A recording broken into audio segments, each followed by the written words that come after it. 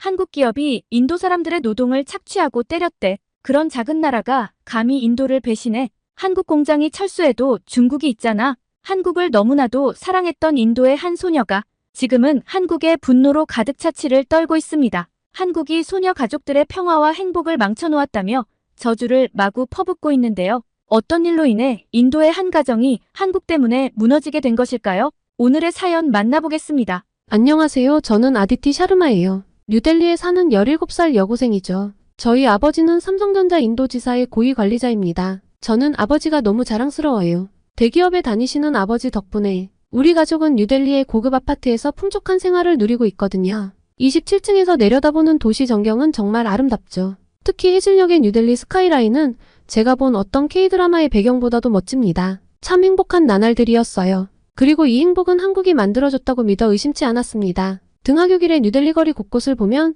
삼성과 LG의 광고판이 즐비하고 현대와 기아 자동차가 도로를 누비는 모습을 보면 제 가슴이 뛸 정도였으니까요. 우리 가족을 이렇게 행복하게 살게 해주는 한국이 이곳 뉴델리의 거리에 스며들어 있는 것 같아 기분이 좋아지거든요. 어려서부터 이렇게 한국 문화와 밀접하게 살다 보니 인도의 한류바람이 불기 전부터 저는 한국어도 익숙하고 한국 드라마 음악들이 익숙했어요. 야, 너희 어제 넷플릭스에 새로 뜬 한국 드라마 봤어? 남자 주인공 진짜 멋있어. 제 친구 프리아가 눈을 반짝이며 말했어요. 당연하지. 나도 봤어. 한국에 진짜 너무 가보고 싶어. 그런데 어제 드라마에서 나온 거 한국에서 유행하나? 아디티에게 물어보자. 학교에 한류바람이 불기 시작하며 저는 학교에서 한국 전문가, K 전문가로 불리기 시작했습니다. 한국어를 좀 할 줄 아니까 제가 한국어 배우기 동아리도 만들었어요. 동아리에서 한국어뿐 아니라 한국의 역사, 정치, 경제에 대해 공부했는데요. 시간이 가면 갈수록 한국에 가고 싶다는 생각이 더 강해졌습니다. 특히 한국의 경제발전 과정이 굉장히 흥미로웠어요. 왜냐하면 전쟁의 폐허에서 선진국으로 빠르게 도약한 한국의 이야기는 제게 큰 감명을 주었거든요. 우리나라도 한국처럼 발전했으면 하는 바람이 생겼고요. 그래서 자연히 제 장래희망도 한국과 인도 사이의 문화교류를 돕는 전문가가 되었습니다. 서로의 언어와 문화를 깊이 이해하고 더 가깝게 만드는 역할을 하고 싶다는 꿈을 키우고 있었죠. 그러던 어느 날 아침 우리 가족에게 청천벽력 같은 소식이 찾아왔습니다. 그날 아버지는 굳은 표정으로 뉴스를 보고 계셨죠. TV에서 삼성전자 첸나이 공장에서 대규모 파업이 발생했다는 충격적인 소식이 나오고 있었습니다. 2,000여 명의 노동자 중 무려 1,000명이 파업에 참여했다는 소식과 함께요. 더 충격적인 건 이 파업이 인도 공산당의 지원을 받는 강성 노동단체에 의해 주도되고 있다는 거예요. 아버지의 얼굴이 더욱 어두워지는 걸 보며 가슴이 철렁 내려앉았습니다. 아디티, 이리 와봐. 아버지가 저를 부르셨어요. 평소와 다른 무거운 목소리에 저도 모르게 긴장이 됐죠. 지금 상황이 심각해. 우리 가족의 미래가 불확실해질 수도 있어. 아버지의 말씀을 듣고 있자니 온몸에 소름이 돋았어요. 그동안 당연하게 여겼던 우리 가족의 안정된 생활이 한순간에 무너질 수 있다는 생각에 두려움이 밀려왔습니다. 학교에 도착하자 친구들도 이 소식에 대해 수군거리고 있었어요. 야, 너희 들었어? 삼성이 우리 노동자들을 노예처럼 부리고 있었대. 라비가 분노에 찬 목소리로 말했습니다. 그래, 들었어. 한국 기업들은 다 그렇대. 우리나라를 싸구려 노동력 공장으로만 봤던 거지. 프리아가 동의했죠. 맞아, 걔넨 우리의 문화도 존중하지 않아. 그저 돈만 벌어가려고 하는 거야. 또 다른 친구가 거들었어요. 순간 가슴이 철렁 내려앉았습니다. 그동안 아버지가 삼성에서 일하신다는 게 자랑스러웠는데 지금은 그 사실이 부담스럽게 느껴졌어요. 그게 그렇지 않을 수도 있지 않을까? 저는 조심스럽게 말했지만 친구들은 제 말을 들은 채만 채했어요. 아디티, 너도 이제 그 이상한 한국 문화에 빠져있는 거 그만둬. 라비가 냉담하게 말했습니다. 그들은 우리를 존중하지 않아. 그저 이용할 뿐이야. 내가 그런 문화를 좋아했다는 게 너무 창피해. 맞아, 아디티. 우린 너무 순진했어. 프리아가 덧붙였어요. 한국 드라마나 케이팝은 그저 우리를 현혹하려는 수단일 뿐이야. 현실은 전혀 달라. 뉴스 봤으면 다 알잖아? 친구들의 말을 들으며 저는 점점 더 혼란스러워졌어요. 제가 그토록 사랑하던 한국 문화가 정말 그런 건가요? 하지만 동시에 친구들의 말이 너무 과하다는 생각도 들었지만 저도 뉴스를 보았기에 틀린 말은 아닐 거라는 의심이 들기 시작했습니다. 수업 시간 내내 집중할 수가 없었어요. 선생님의 설명은 한 귀로 듣고 한 귀로 흘려버렸죠. 머릿속에는 온통 파업 소식과 친구들의 차가운 반응, 그리고 우리 가족의 미래에 대한 걱정뿐이었어요. 점심시간 친구들의 한국 비난은 더욱 심해졌어요. 한국 드라마? 그건 다 거짓말이야. 현실은 전혀 달라. 야, 너희 알아? 한국 기업들이 우리나라의 자원을 싹쓸이해 가고 있대. 누군가가 말했어요. 정말? 그럼 우리 인도는 어떻게 되는 거야? 다른 친구가 걱정스럽게 물었죠. 당연히 망하겠지. 한국 놈들은 우리나라가 발전하는 걸 원하지 않아. 또 다른 친구가 단정지었습니다. 혼란 속에서 방과 후 한국어 배우기 동아리 활동을 하러 가는 길이었어요. 그런데 동아리방 앞에 붙어있는 공지를 보고 깜짝 놀랐죠. 동아리 활동을 중단함. 제 가슴이 철렁 내려앉았습니다. 이게 무슨 일이지? 동아리 회원들이 하나둘 모여들었어요. 하지만 분위기가 심상치 않았죠. 역시 이럴 줄 알았어. 한국 문화를 배울 필요가 없지. 그래, 우리 문화가 훨씬 더 가치 있어. 이런 말들이 오갔습니다. 야, 우리 차라리 동아리 이름을 한국 바로 알리기 해서 한국 제대로 알기로 바꾸는 게 어때? 한 회원이 제안했어요. 좋은 생각이야. 우리가 한국의 진짜 모습을 알려야 해. 다른 회원이 동의했습니다. 저는 그저 멍하니 서 있었어요. 제가 그토록 사랑하던 한국 문화 그리고 그것을 함께 나누던 동아리가 이렇게 변해가는 걸 보니 마음이 아팠죠. 집으로 돌아오는 길 머릿속이 복잡했어요. 거리의 삼성과 LG 광고판들이 마치 저를 비난하는 것 같아 보였어요. 현대와 기아 자동차들이 지나갈 때마다 이제는 가슴이 무너졌어요. 제가 그토록 사랑하던 한국의 모든 것들이 갑자기 낯설고 위협적으로 느껴졌거든요. 집에 도착하자 부모님의 심각한 대화 소리가 들렸어요. 여보, 이러다 정말 일자리를 잃게 될까요? 어머니의 떨리는 목소리에 저도 모르게 발걸음을 멈췄어요. 걱정 마. 아직 확실한 건 없어. 하지만 최악의 상황에 대비는 해야 할 것 같아. 아버지의 목소리도 평소와는 달리 무겁게 들렸습니다. 방에 들어와 침대에 누웠지만 잠이 오질 않았어요. 제가 그토록 동경하던 한국 그리고 그 나라의 기업들 그들이 정말 우리를 이용만 하고 있는 걸까요? 제가 사랑한 한국 문화는 모두 거짓말이었던 걸까요? 평소라면 지금쯤 한국어 공부를 하고 있었겠죠. 하지만 오늘은 그럴 마음이 들지 않았어요. 대신 서랍에서 일기장을 꺼내 오늘의 복잡한 감정들을 써내려갔어요. 오늘은 정말 이상한 하루였어. 모두가 한국을 미워하고 비난해. 나는 어떻게 해야 할까? 내 꿈을 포기해야 할까? 아니면 이 위기를 극복할 방법을 찾아야 할까? 한국은 정말 우리를 이용만 하는 걸까? 아니면 이건 모두 오해일 뿐일까? 그날 아침 학교로 향하는 길에 충격적인 광경을 목격했어요. 거리 곳곳에 한국 기업 아웃이라는 플래카드가 걸려 있었고 사람들이 한국 제품들을 거리에 내던지고 있었습니다. 삼성 휴대폰, LGTV, 현대자동차 모든 게 박살나고 있었어요.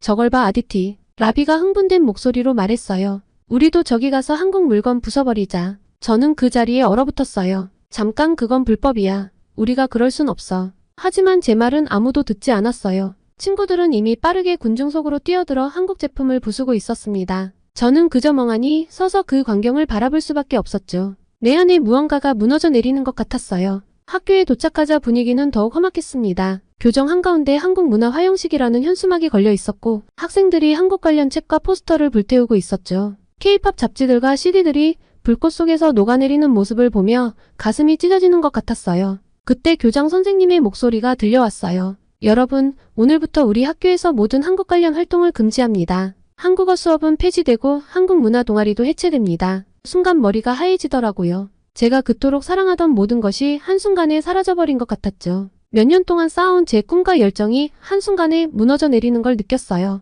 야, 아디티.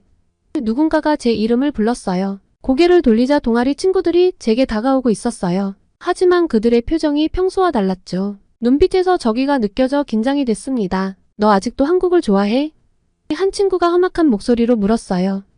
난 말을 더듬었어요. 갑자기 목이 메어 제대로 대답할 수 없었습니다. 들었어? 아디티 아버지가 삼성에서 일한대. 한국 기업 스파이 아냐? 순간 모든 시선이 저에게 쏠리더라고요. 누군가가 제 어깨를 밀쳤고 다른 누군가는 제 가방을 빼앗아 내용물을 바닥에 쏟아부었죠. 한국어 교재와 K-팝 관련된 물건들이 바닥에 나뒹굴었어요. 그 순간 제 마음도 함께 바닥에 떨어진 것 같았습니다. 봐, 역시 한국 걸 숨기고 있었어. 학생들이 제 주변으로 몰려들었어요. 누군가 제 한국어 교재를 집어불 속에 던졌고 다른 이는 제 K-팝 CD를 밟아 부숴버렸죠. 저는 그저 그 자리에 주저앉아 울음을 터뜨릴 수밖에 없었습니다. 제 꿈이, 제 열정이, 제 정체성의 일부가 눈앞에서 파괴되는 걸 지켜봐야 했어요. 한국 스파이는 꺼져라.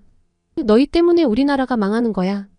욕설과 비난이 쏟아졌어요. 각 단어가 마치 날카로운 칼날처럼 제 가슴을 찔렀습니다. 그때 갑자기 누군가가 제 팔을 잡아 끌었어요. 고개를 들어보니 역사 선생님이셨죠. 빨리 여기서 나가야 해, 아디티. 위험해. 선생님은 저를 교무실로 데려가셨어요. 이게 무슨 일이에요, 선생님? 왜 모두가 갑자기 이렇게 변한 거죠?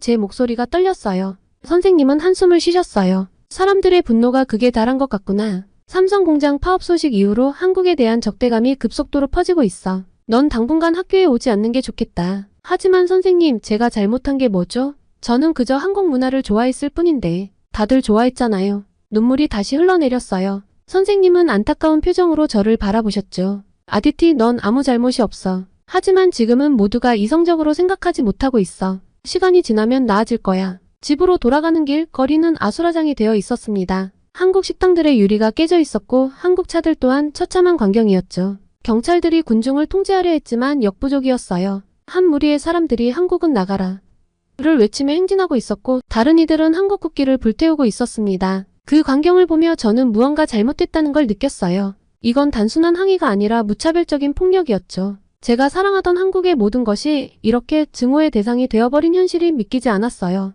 집에 도착하자 부모님이 걱정스러운 표정으로 저를 맞이하셨어요. 아디티, 다치지 않았니?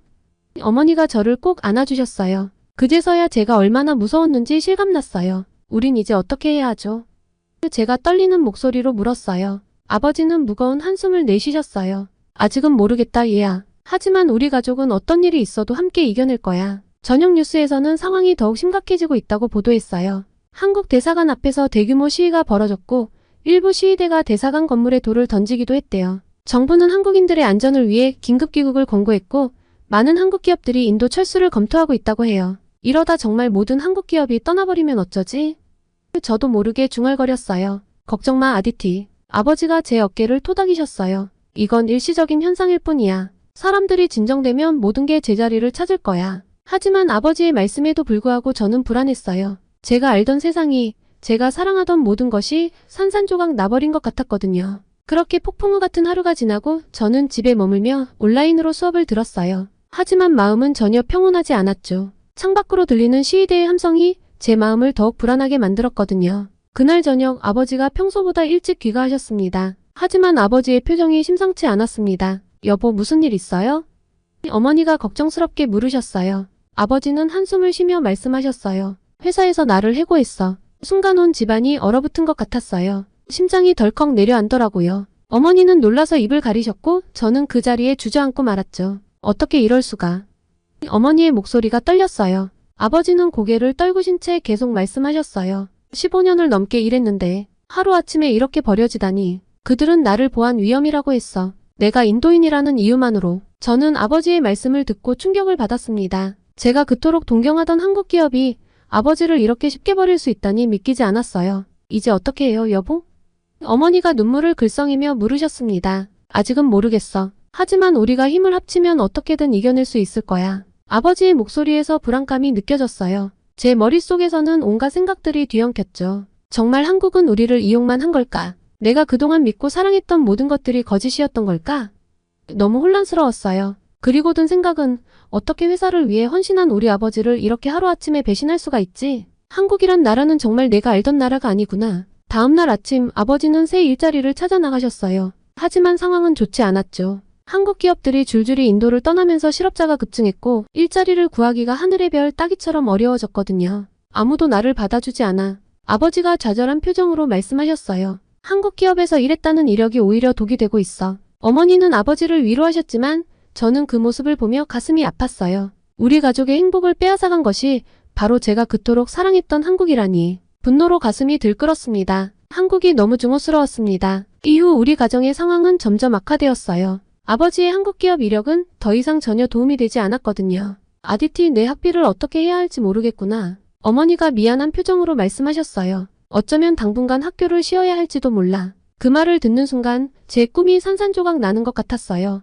학교를 그만둔다면 제 미래는 어떻게 되는 걸까요? 한국과 인도의 문화를 잇는 사람이 되겠다는 꿈은 이제 이룰 수 없는 걸까요? 아버지가 편지 한 통을 들고 오셨어요. 삼성에서 온 거야. 퇴직금 관련 내용인 것 같아. 라며 편지를 뜯으셨어요. 퇴직금으로 잠시 생활비를 메울 수 있을까? 숨통을 트이려던 우리 가족에게 삼성은 또다시 배신을 했습니다. 편지의 내용은 우리 모두를 충격에 빠뜨렸어요. 퇴직금은커녕 오히려 아버지가 회사의 기밀을 유출했다는 의혹이 제기되어 조사 중이라는 내용이었습니다. 이게 무슨 소리야?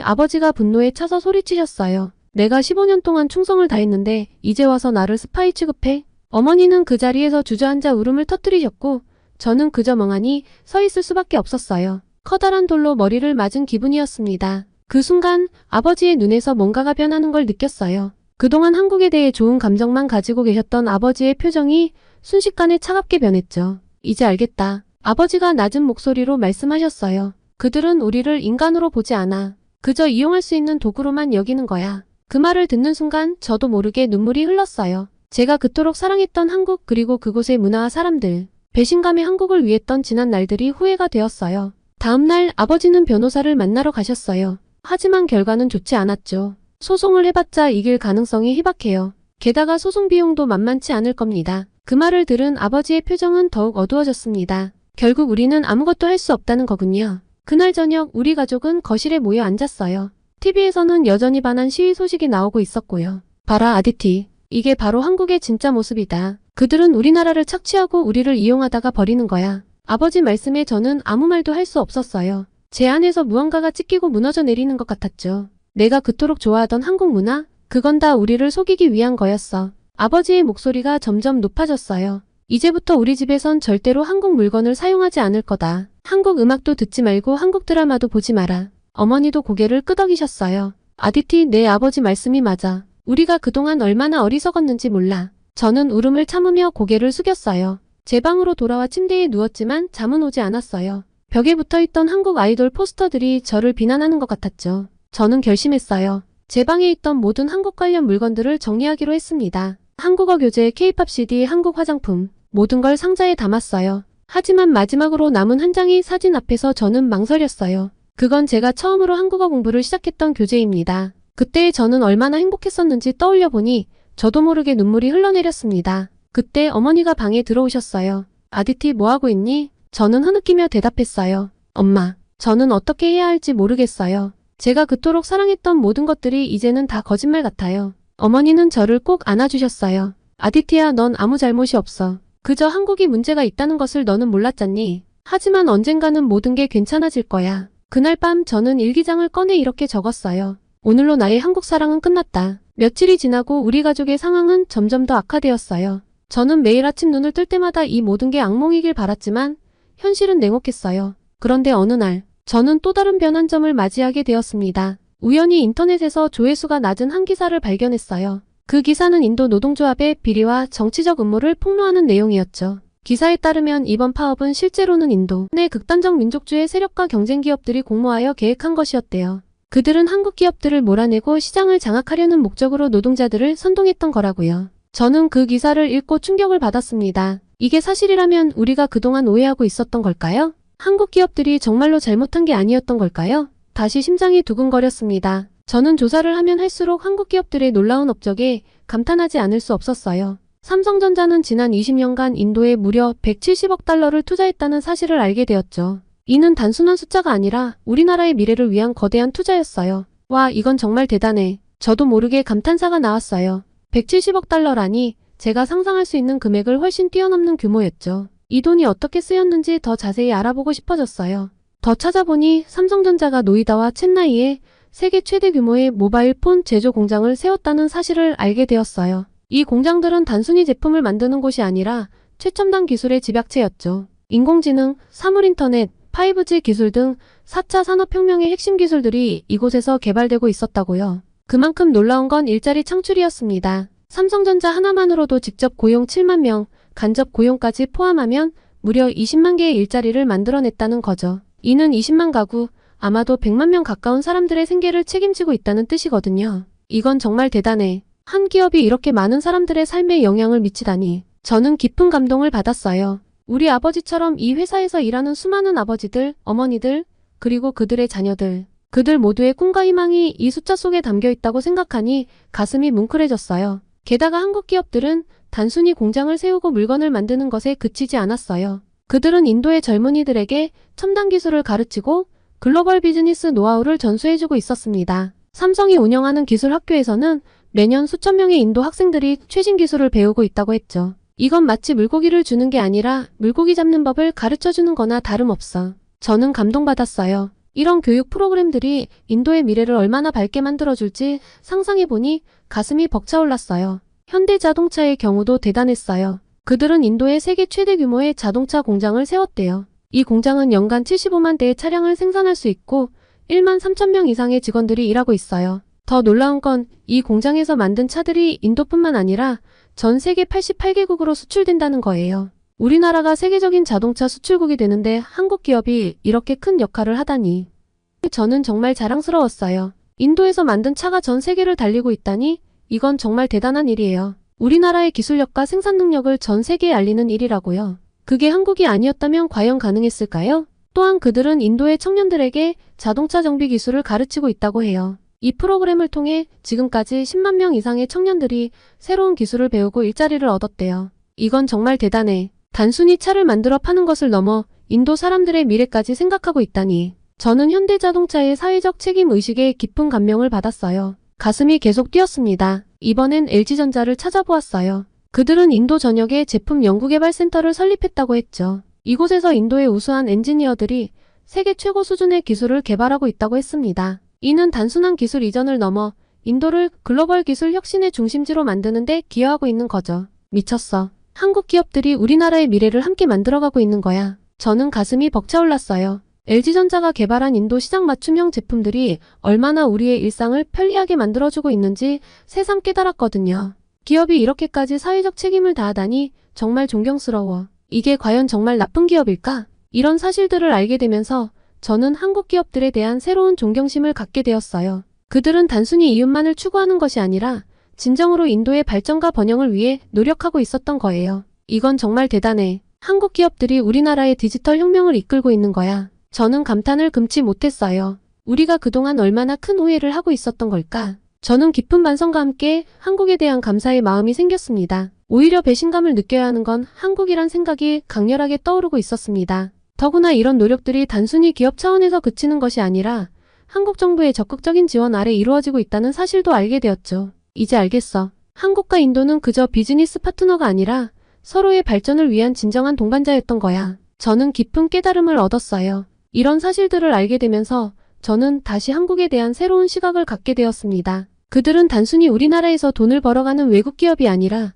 우리와 함께 성장하고 발전하는 진정한 파트너였던 거였어요. 다시 가슴이 뜨거워졌습니다. 제가 그동안 사랑해온 한국 문화가 잘못된 것이 아니었으니까요. 이제는 더 큰 의미를 가지게 되었습니다. K-팝, 한국 드라마, 한국 음식, 이 모든 것들이 단순한 문화 콘텐츠를 넘어 두 나라를 이어주는 소중한 연결고리라는 걸 깨달았죠. 이제 나는 더 열심히 한국어를 공부하고 한국 문화를 이해하고 알리기 위해 노력할 거야. 저는 새로운 결심을 했어요. 그리고 이 모든 것을 우리 가족과 친구들, 그리고 더 많은 사람들과 나누고 싶다는 생각이 들었어요. 가족들에게 하나하나 제가 알아낸 정보를 설명했죠. 처음엔 듣지 않고 외면하던 가족들도 반복되는 저의 설명에 점점 귀를 기울였어요. 그리고 정말 기적 같은 일이 일어났습니다. 삼성전자에서 연락이 온 거예요. 그들은 아버지의 무고함이 밝혀진 것을 알고 있었고 복직을 제안했대요. 정말인가요?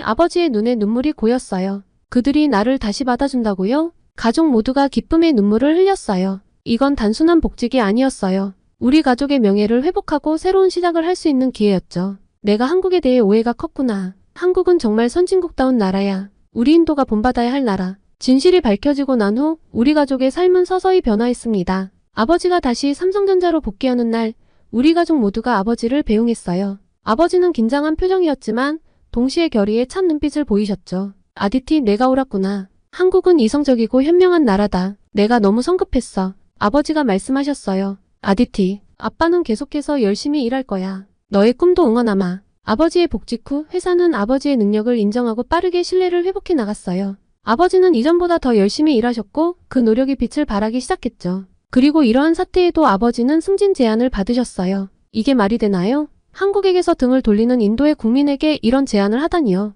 여보, 나를 인도-한국 협력 프로젝트의 책임자로 임명하겠대요. 아버지가 흥분된 목소리로 말씀하셨어요. 우리 가족은 아버지의 승진을 축하하며 작은 파티를 열었어요. 그날 밤 아버지는 제게 조용히 말씀하셨어요. 아디티, 이 모든 게 내 덕분이야. 내가 한국에 대한 진실을 밝혀내지 않았다면 우리 가족은 여전히 어둠 속에 있었을 거야. 저는 아버지의 말씀에 가슴이 뭉클해졌어요. 동시에 큰 책임감도 느꼈죠. 이제 저는 단순히 한국 문화를 좋아하는 소녀가 아니라 두 나라의 관계를 이어주는 중요한 역할을 하고 있다는 걸 깨달았어요. 학교에서도 변화가 일어났어요. 온라인 수업을 하는 동안 학교 커뮤니티에 꾸준히 진실된 정보를 업로드했죠. 한국 문화에 대한 관심이 다시 높아지기 시작했고 한국어 배우기 동아리도 다시 활동을 시작했습니다. 물론 모두가 호의적인 것은 아니었지만 저는 이것으로 충분했어요. 우리가 그동안 얼마나 큰 오해를 하고 있었는지 이제 알았어. 라비가 말했습니다. 아디티, 내가 우리 눈을 뜨게 해줬어. 미안해. 한국은 정말 좋은 나라였어. 처음엔 믿지 않았어. 하지만 직접 자료들을 다 찾아보니 네가 맞더라. 정말 부끄러워.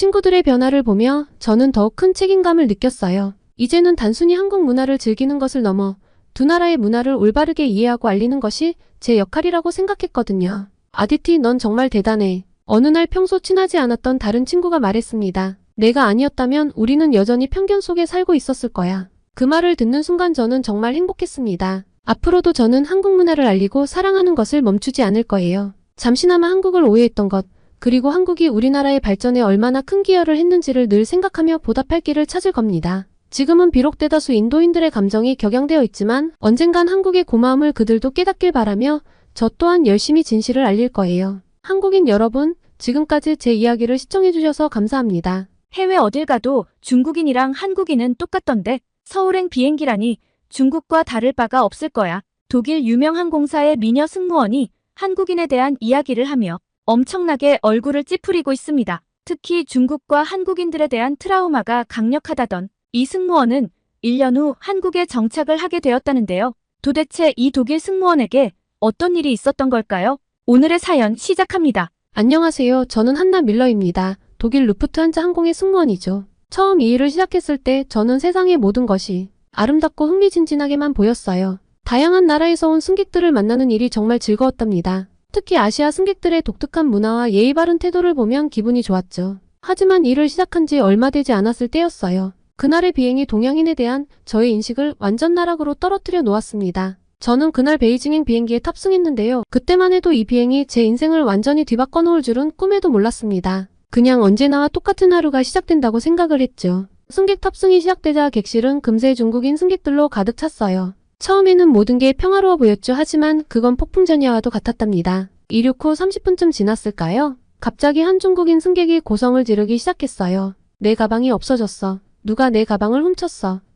그의 목소리는 온 기내를 울렸고 주변 승객들은 불안한 표정으로 주위를 둘러보기 시작했죠. 저는 재빨리 그 승객에게 다가갔어요. 고객님, 무슨 일이신가요? 제가 도와드리겠습니다. 하지만 그는 제 말을 들으려 하지 않았습니다. 오히려 더 큰 소리로 소리치며 주변 승객들을 의심의 눈초리로 쳐다보기 시작했어요. 상황을 진정시키려 노력했지만 그때 또 다른 중국인 승객이 끼어들었어요. 야, 시끄러워. 내가 잠을 자야 하는데 왜 이렇게 시끄럽게 구는 거야?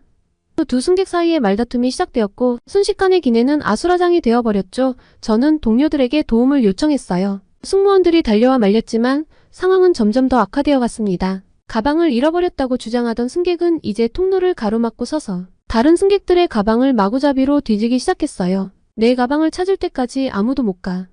그의 눈빛은 광기마저 띄고 있었죠. 그 순간 제 심장은 마구 뛰기 시작했습니다. 이런 상황을 어떻게 해결해야 할지 막막했어요. 다른 승무원들과 함께 그를 진정시키려 했지만 그는 오히려 더 격앙되어 소리를 질렀습니다. 왜 말려? 너희들도 내 가방을 숨겼구나. 다 공모한 거지? 옆좌석의 승객들도 이제는 참지 못하고 일어나 항의하기 시작했어요. 우리도 피해자라고. 이 사람 때문에 여행이 망쳐졌잖아. 순식간에 객실 전체가 소란에 휩싸였고 저는 그저 그 한가운데 서서 어쩔 줄 몰라 했습니다. 기장의 경고방송이 울렸지만 아무도 귀 기울이지 않았어요. 오히려 일부 승객들은 조종석으로 가려고 했죠. 당장 착륙해. 이런 비행기에서는 못 가겠어. 비행기 돌리라고. 저는 필사적으로 그들을 막으려 했지만 제 힘으로는 역부족이었어요. 그때였어요. 한 중국인 승객이 갑자기 비상구 문을 열려고 시도하는 거예요. 저는 온 몸에 전율이 흘렀어요. 쉽게 열 수 있는 건 아니지만 만약 열린다면 우리 모두의 목숨이 위험해질 수 있었거든요. 저는 본능적으로 그에게 달려갔어요. 안 돼요.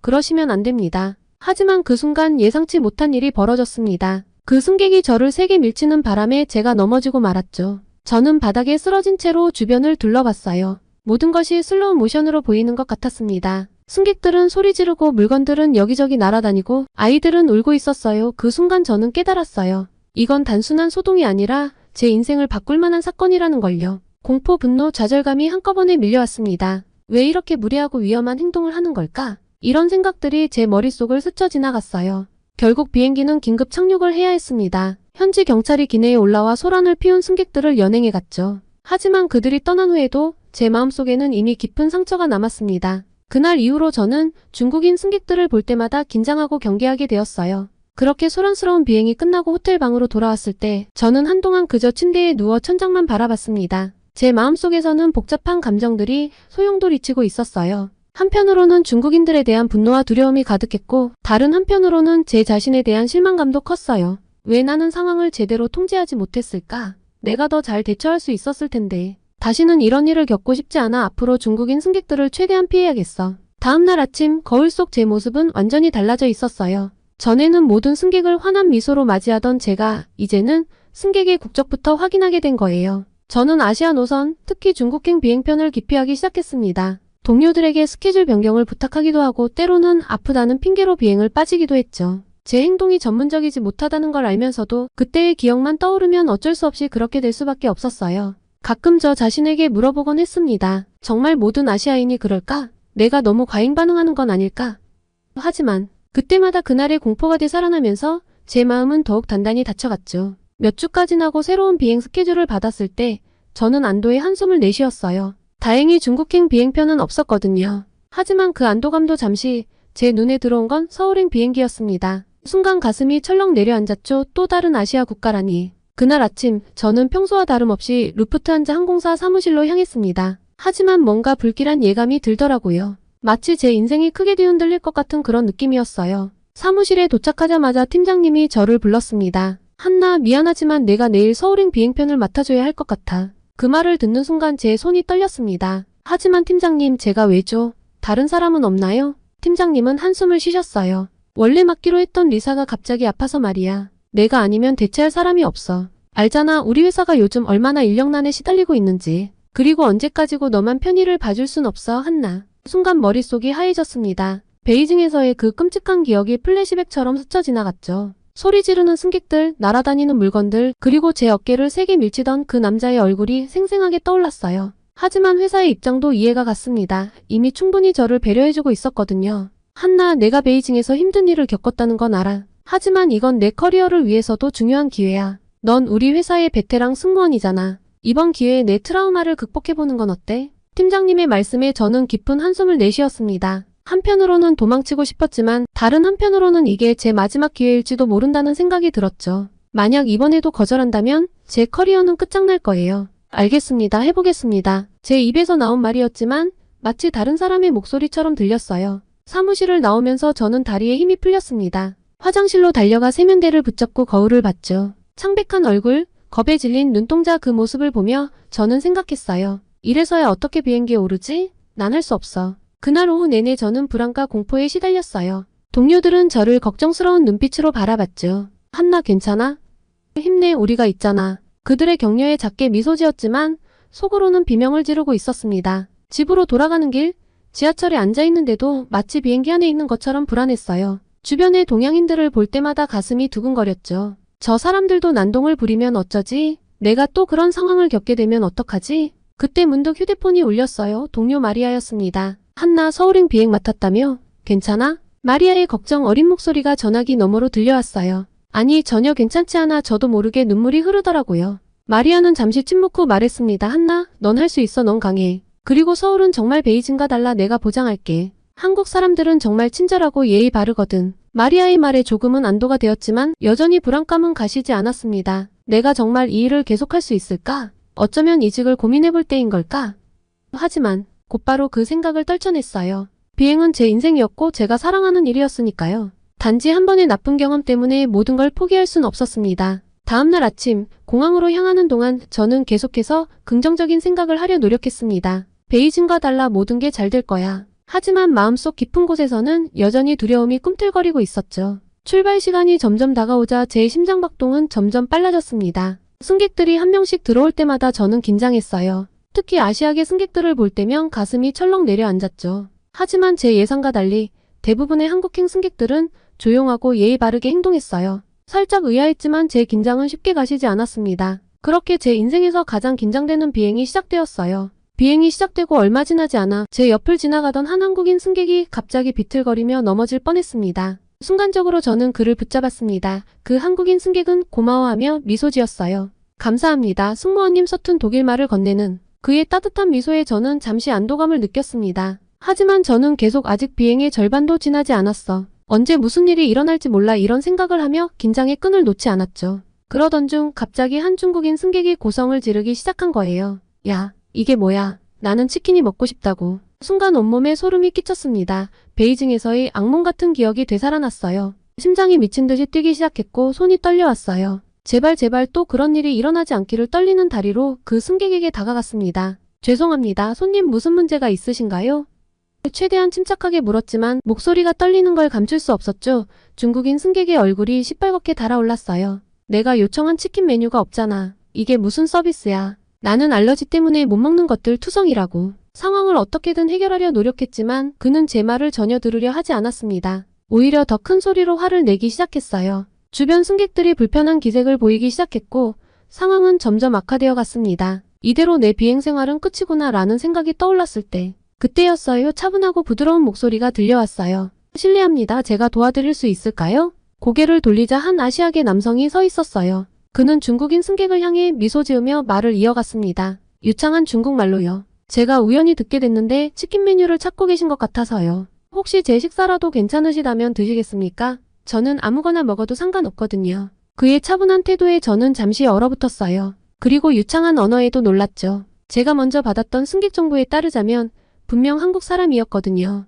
유창한 중국어에 중국인 승객도 잠시 당황한 듯 했죠. 하지만 곧 그의 표정이 누그러졌어요. 정말요? 그래도 될까요? 한국인 남성은 부드럽게 웃으며 대답했습니다. 물론이죠. 저는 다 잘 먹어서요. 안 그래도 오늘따라 치킨이 별로였는데 오늘 이 치킨은 당신에게 더 필요할 것 같네요. 순식간에 긴장된 분위기가 풀어졌습니다. 중국인 승객은 감사 인사를 연신하며 자리로 돌아갔고 주변 승객들도 안도의 한숨을 내쉬었어요. 저는 그 한국인 남성에게 동양인들의 예의를 따라 고개를 숙여 감사 인사를 했습니다. 정말 감사합니다. 덕분에 큰 소동을 막을 수 있었어요. 그는 미소를 지으며 영어로 대답했습니다. 별말씀을요. 승무원님께서 힘들어하시는 것 같아 돕고 싶었을 뿐이에요. 그의 따뜻한 미소에 저도 모르게 마음이 편안해졌습니다. 처음으로 이 비행이 무사히 끝날 수 있을 거란 희망이 생겼죠. 비행이 계속되는 동안 저는 그 한국인 남성을 종종 눈여겨보게 됐어요. 그는 주변 승객들을 배려하는 모습을 보였고 심지어 옆자리에 놓인 승객이 화장실에 가는 것을 도와주기도 했습니다. 따뜻한 배려심이 있는 사람이구나 하며 절로 미소가 지어졌어요. 잠깐 쉬고 있는데 갑자기 기내 방송이 울렸습니다. 의사 선생님 계신가요? 긴급 의료 상황입니다. 또 무슨 일이 일어난 거지? 하는 생각에 가슴이 철렁 내려앉은 그때였어요. 아까 그 한국인 남성이 자리에서 일어났습니다. 제가 의사입니다. 어떤 상황인가요? 다른 승무원이 다급히 그를 안내해 응급 상황이 발생한 곳으로 갔어요. 한 승객이 심한 복통을 호소하고 있었습니다. 그는 재빨리 상황을 파악하고 응급처치를 시작했습니다. 그의 판단은 빠르고 정확했죠. 증상만 봐서는 급성 맹장염 같습니다. 최대한 빨리 병원으로 이송해야 해요. 저는 그 즉시 기장에게 상황을 보고했고 우리는 가장 가까운 공항에 긴급 착륙을 요청했어요. 착륙하는 동안 그 한국인 남자 의사는 계속해서 환자를 돌봤습니다. 그의 차분하고 전문적인 태도에 저는 깊은 인상을 받았어요. 공항에 도착하자 구급대원들이 환자를 인계받았습니다. 환자의 동행인은 그 의사에게 감사 인사를 건넸고 저 역시 그에게 고마움을 표했습니다. 정말 감사합니다. 선생님 덕분에 큰 위기를 넘겼어요. 그는 겸손하게 웃으며 대답했어요. 당연히 해야 할 일을 했을 뿐입니다. 그나저나 승무원님 정말 대단하세요. 이런 상황에서도 침착하게 대처하시는 모습이 인상적이었어요. 그의 말에 저는 얼굴이 붉어지는 것을 느꼈습니다. 아니에요. 오히려 제가 선생님께 배울 점이 많았어요. 우리는 잠시 서로를 바라보며 미소 지었어요. 그의 눈빛에서 따뜻함과 신뢰를 느낄 수 있었습니다. 다시 비행이 재개되고 모두가 자는 어두운 기내에서 그 한국인 의사는 계속 책을 보고 있었어요. 그의 자리만 밝았죠. 저는 그에게 감사의 표시로 독일의 유명한 초콜릿을 가져갔습니다. 그의 자리로 가져가면서 가슴이 두근거리는 걸 느꼈어요. 선생님, 작은 감사의 표시입니다. 그는 놀란 듯 했지만 기쁘게 받아주었습니다. 와, 고마워요. 그런데 제 이름은 이진우예요. 진우라고 불러주세요. 네, 진우씨. 저는 한나예요. 그렇게 우리는 작은 목소리로 아주 짧은 대화를 나누었습니다. 진우씨는 서울 한 대학병원의 의사였고 학회 참석차 독일에 다녀가는 길이었대요. 대화를 나누면서 저는 점점 더 그에게 매력을 느꼈습니다. 그의 지적인 면모와 따뜻한 성품, 그리고 유머 감각까지 모두 완벽해 보였죠. 그러던 중 어느덧 비행기가 인천공항에 착륙했습니다. 승객들이 내리기 시작했고 진우 씨는 마지막으로 제게 인사를 건넸어요. 한나 씨 좋은 하루 보내세요. 그의 미소에 저도 모르게 설레는 마음을 느꼈습니다. 업무 특성상 승객과 개인정보는 주고받을 수 없거든요. 이대로 보내기는 너무 아쉬웠지만 저는 그에게 그 이상의 말은 할 수가 없었습니다. 아쉬움을 가득 담아 작별 인사를 했죠. 다시 만나는 행운이 있으면 좋겠다 라고 이야기하면서요. 비행기에서 내려 공항을 걸으면서 저는 생각했어요. 이번 비행은 정말 달랐어. 특히 진우 씨 그는 정말 특별해. 그날 밤 저는 너무나 지쳐 있었습니다. 긴장을 한 상태로 긴 비행을 해서 그런지 시차 때문인지 몸이 무겁고 두통이 심하게 밀려왔거든요.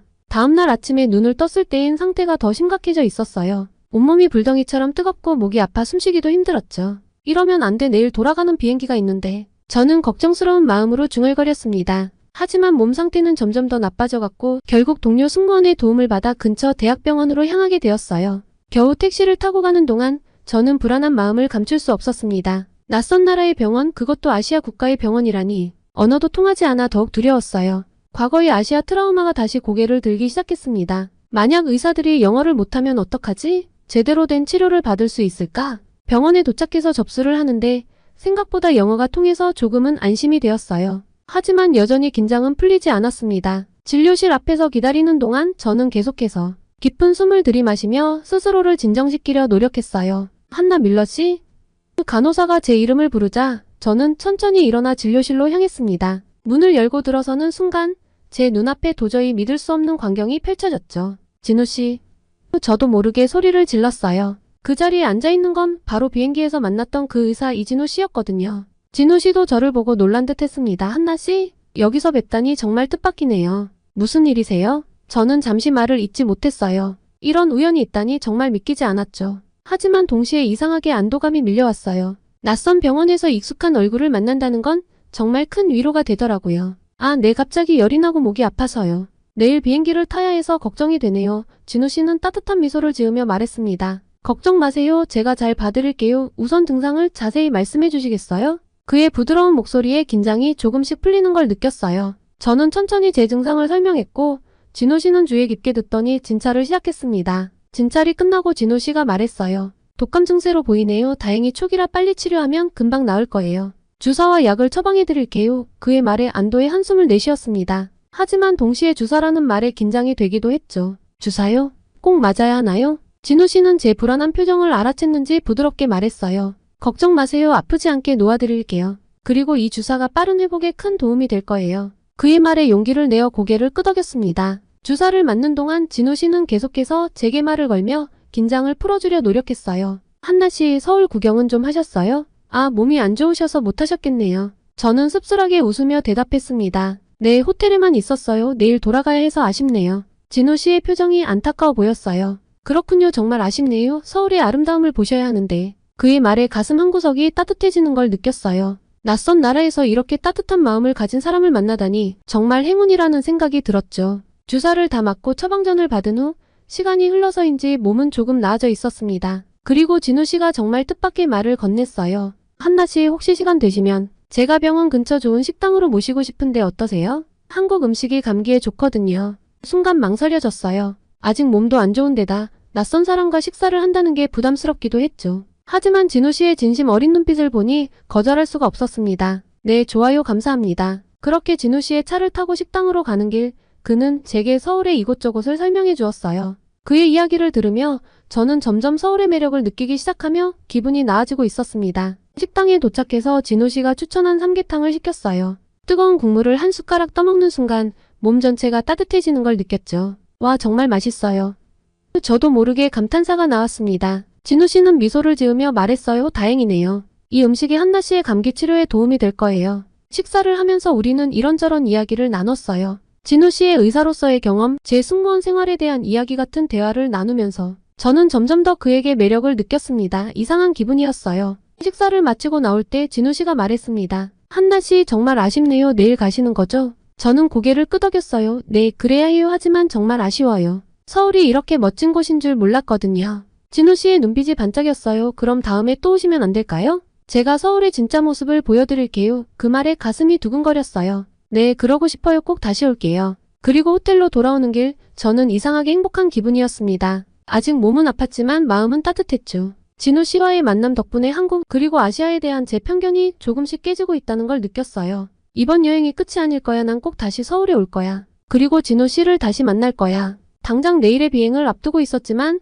이상하게도 전혀 두렵지 않았어요. 오히려 기대가 되었습니다. 다음에 서울에 올 때 무엇을 경험하게 될지, 어떤 새로운 모습을 보게 될지 말이에요. 이 우연한 만남이 제 인생을 어떻게 바꿔놓을지 그때의 저는 전혀 알지 못했어요. 하지만 한 가지 확실한 건 이 경험이 제 마음속 깊이 박혀있던 편견의 벽을 조금씩 허물어뜨리고 있다는 거였죠. 그렇게 독일로 돌아간 후 저는 계속해서 진우 씨와 연락을 주고받았습니다. 처음엔 단순한 안부 정도였지만 점차 더 깊은 대화를 나누게 되었어요. 그의 메시지를 받을 때마다 가슴이 설레는 걸 느꼈고 어느새 그의 연락만 기다리는 저를 발견했죠. 몇 주 후 저는 다시 서울행 비행 일정을 받았어요. 3일간의 체류 일정이었습니다. 과거의 저였다면 아마 이 일정을 피하려 했겠지만 이번엔 달랐습니다. 오히려 설렘과 기대감이 가득했거든요. 진호씨, 다음 주에 다시 서울에 가요. 이번엔 3일 동안이에요. 메시지를 보내고 나서 저는 가슴을 쓸어내렸어요. 솔직히 말하면 그가 어떤 반응을 보일지 조금 두려웠거든요. 하지만 곧바로 온 그의 답장에 안도의 한숨을 내쉬었습니다.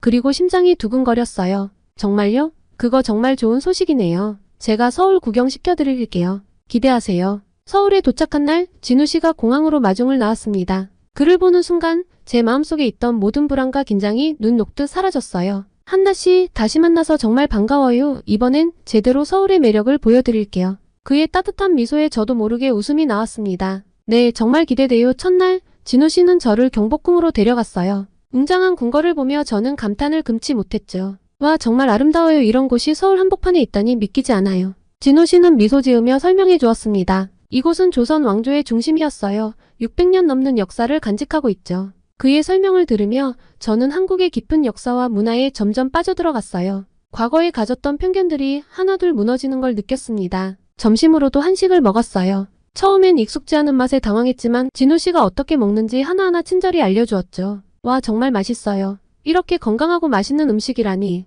진우 씨는 기쁜 듯이 웃었습니다. 한국 음식이 입에 맞으시다니 정말 다행이에요. 그리고 오후에는 남산타워에 올랐어요. 서울의 전경을 내려다보니 깊은 감동이 느껴지더라고요. 서울이 이렇게 아름다운 도시였다니 전에는 미처 몰랐어요. 진우 씨는 제 옆에 서서 조용히 말했습니다. 서울은 현대와 전통이 공존하는 도시예요. 이런 모습을 한나 씨에게 보여드리고 싶었어요.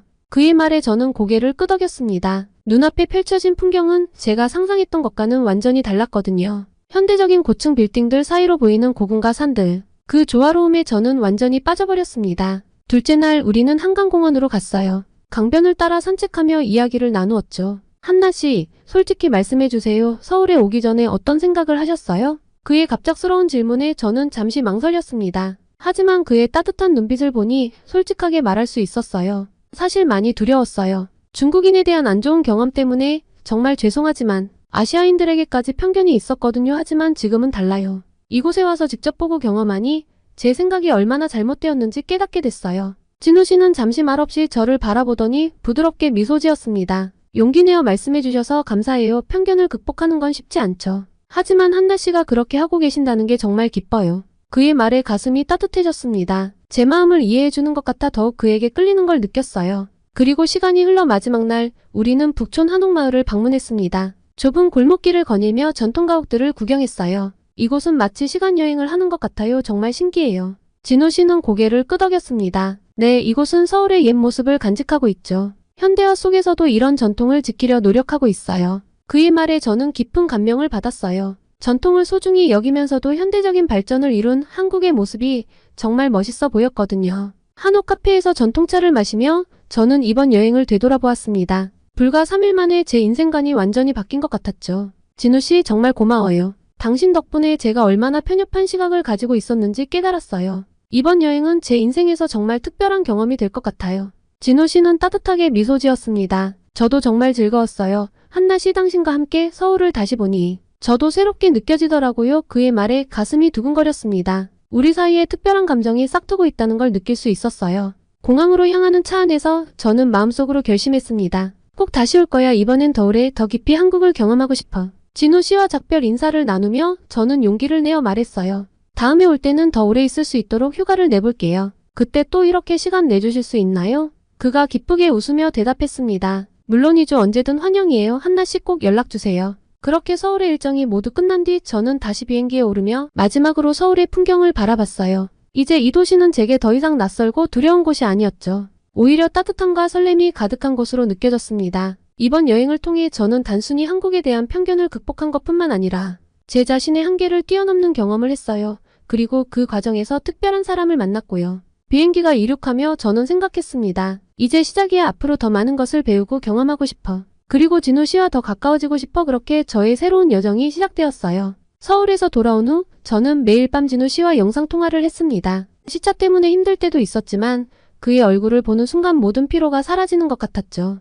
우리는 서로의 일상을 공유하고 미래에 대한 꿈을 이야기했어요. 한나, 오늘은 어땠어요? 진우 씨의 부드러운 목소리가 이어폰을 통해 들려왔습니다.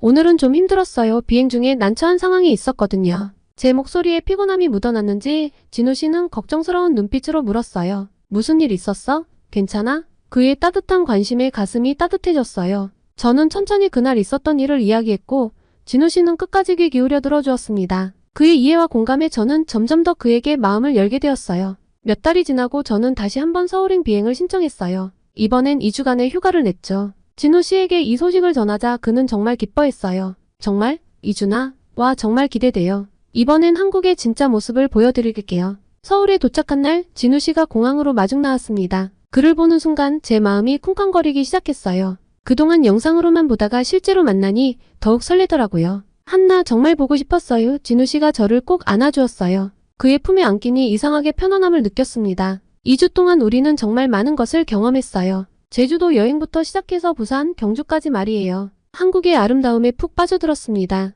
하지만 그보다 더 큰 감동은 진우 씨와 함께하는 시간이었어요. 어느 날 저녁, 한강공원에서 산책을 하다가 진우 씨가 갑자기 멈춰섰어요. 한나, 나 당신을 정말 좋아해요. 아니, 사랑해요. 그의 고백에 저는 숨을 멈췄습니다. 가슴이 터질 것 같았죠. 저도 모르게 눈물이 흘렀어요. 저도 진우 씨를 사랑해요. 우리의 첫 키스는 한강의 야경을 배경으로 이루어졌습니다. 그 순간 저는 제가 평생 이 사람과 함께하고 싶다는 걸 깨달았죠. 하지만 현실은 그리 녹록지 않았어요. 2주간의 휴가가 끝나고 독일로 돌아가야 할 시간, 저는 큰 고민에 빠졌습니다. 진우 씨와 헤어지기 싫었지만 제 일가 가족, 친구들이 모두 독일에 있었거든요. 공항에서 작별 인사를 나눌 때 우리 둘 다 눈물을 참지 못했어요. 한나, 기다릴게요. 당신이 결정할 때까지. 그의 말에 저는 더욱 눈물이 났습니다. 진우 씨, 저도 시간이 좀 필요해요. 하지만 꼭 다시 올게요. 독일로 돌아온 후 저는 매일 밤 고민했습니다. 한국에서의 삶을 시작할 준비가 되었을까? 언어의 장벽, 문화의 차이, 그리고 새로운 환경에 적응할 수 있을까? 하지만 동시에 진우 씨 없는 삶은 상상할 수 없었어요.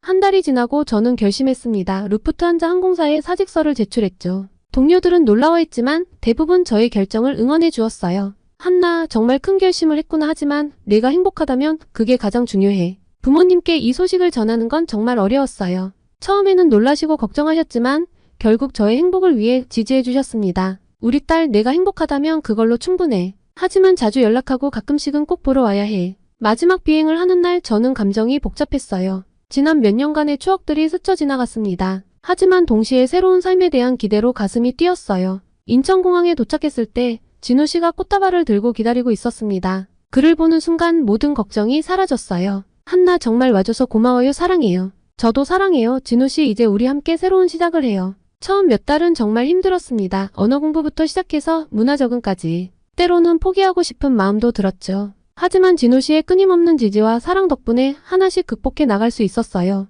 1년 후 우리는 드디어 결혼식을 올렸습니다. 한국식 전통 혼례와 서양식 결혼식을 함께 진행했어요. 두 문화의 아름다운 조화, 마치 우리의 사랑을 상징하는 것 같았습니다. 한나, 당신을 만난 건 제 인생 최고의 행운이에요. 앞으로도 함께 많은 것을 경험하고 배우고 싶어요. 진우 씨의 서약에 저는 눈물을 흘렸어요. 진우, 당신 덕분에 저는 진정한 사랑과 용기를 배웠어요. 앞으로도 영원히 함께해요. 지금 저는 서울의 한 국제병원에서 통역사로 일하고 있습니다. 제 경험을 살려 다른 외국인 환자들을 돕는 일이죠. 가끔은 힘들 때도 있지만 매일 아침 진우 씨와 함께 일어나 아침을 먹고 저녁에는 한강을 산책하는 이 일상이 너무나 행복해요. 돌이켜보면 제 인생은 정말 큰 변화를 겪었습니다. 아시아인에 대한 편견으로 가득 찼던 제가 이제는 한국에서 살며 한국인과 결혼까지 했으니까요. 하지만 이 모든 변화는 제 인생을 더욱 풍요롭고 아름답게 만들어주었어요. 진우 씨와 저는 이제 작은 가족을 이루었습니다. 우리의 사랑의 결실인 귀여운 딸아이까지 생겼죠. 그 아이를 통해 우리는 매일 새로운 사랑을 배우고 있어요.